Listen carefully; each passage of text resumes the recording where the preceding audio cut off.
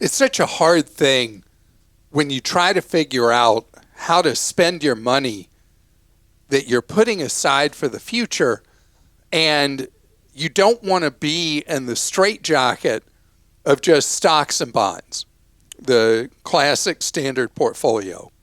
And you want to look at alternatives. By the way, when I talk about stocks and bonds, I'm not talking about stocks and bonds directly, although there are people who do those. I'm really into being in index funds, exchange-traded funds, ultra low-cost ways for you to really diversify your money in those two orbits of stocks and bonds. But there are a lot of other things. There's owning real estate various ways, and I've tried to explain over time investing in real estate where you do it through a fund rather than owning a piece of real estate itself if that's not practical in your life. And then the alternatives. You know, the last few years, the biggest pandemic puppy in the world has been Bitcoin and all the cryptos. And that's a tough road right now. And as I've said from the very, very beginning, years and years ago, the underlying architecture of having an electronic ledger is so much a part of the future, and it deals a lot with the vast inefficiency we have because of how the banking sector controls the flow of money around the world and how that harms economic growth around the world, and the enormous advantage having this kind of non-bank platform. But the platform, the underlying thought process of having an electronic ledger, a digital ledger, is different than what's gone on in the last couple of years with all the speculation in the latest crypto and people looking for something that would climb to the sky and beyond, into the solar system, even into the galaxy and beyond. And then what's happened so often, something goes up too fast, it can crash really hard. And we've seen that with all the cryptos. And so people were looking at it as a can't-lose alternative investment. And people even sold a lot of their traditional investing in stocks, bonds, and real estate to go into the latest hot crypto.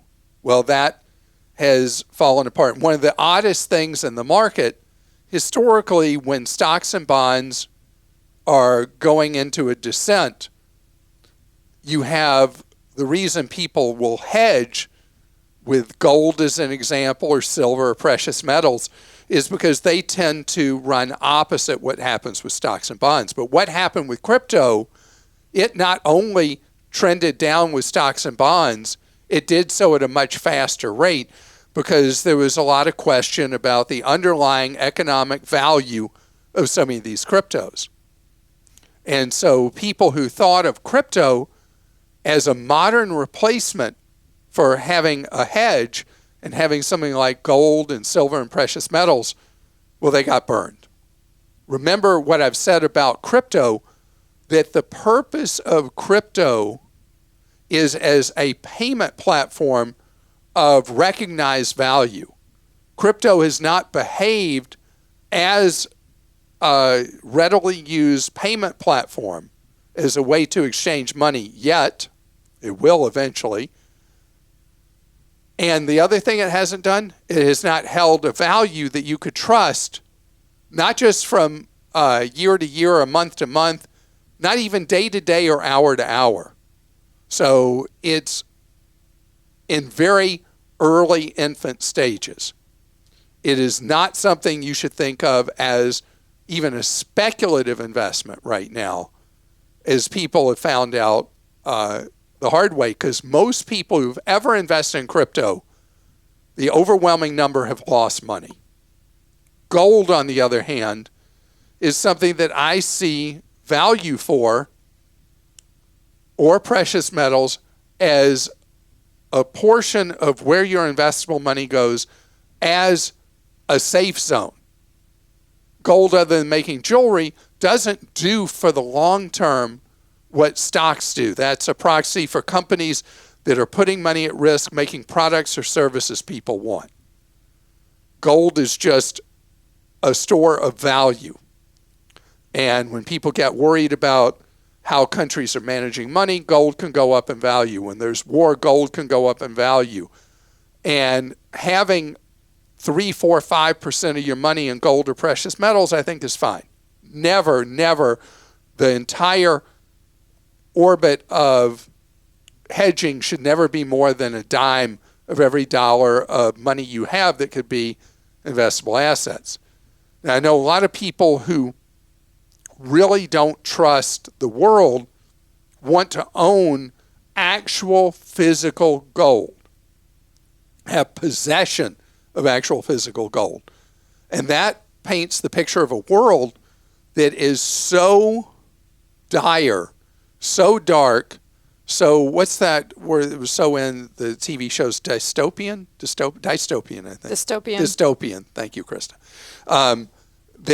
That my brain has trouble going that far out where everything's gloom and doom and we're all Hunger Gaming kind of thing.